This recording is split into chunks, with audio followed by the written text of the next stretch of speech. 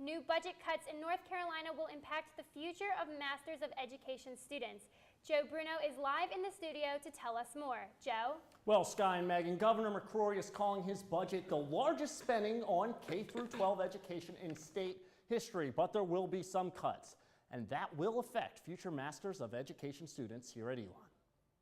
I feel devoted to the students of this state and to the schools of this state and for increasing public education no matter what administration comes through Raleigh. The current Masters of Education graduates earn a 10 to 15% bonus in their salary, but that will stop after the class of 2013.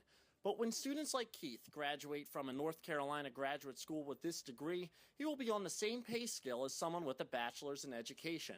And that's because Governor McCrory's $7.9 billion education budget doesn't ensure raises for those with master's degrees. They're doing the most important work imaginable in the world, and for very low pay.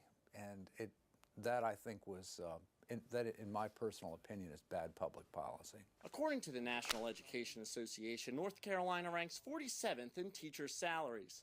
The average teacher's salary in North Carolina is almost $46,000, but that's more than $10,000 less than the national average. I would predict that will be reversed at some point in time. I think it's exactly the wrong message to give to teachers, and that is I hope, a law that will not stand.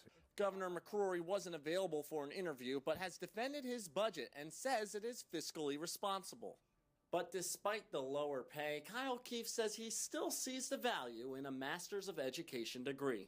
I don't think I'm done learning. I feel like there's so much out there that I don't know that could be more beneficial for my students in the future. Now, I spoke to Deborah Long, the interim dean of the School of Education, and she told me the spring MED graduates are being pushed ahead to graduate in the fall so they can be eligible for that raise. Live in the studio, Joe Bruno, Elon Local News.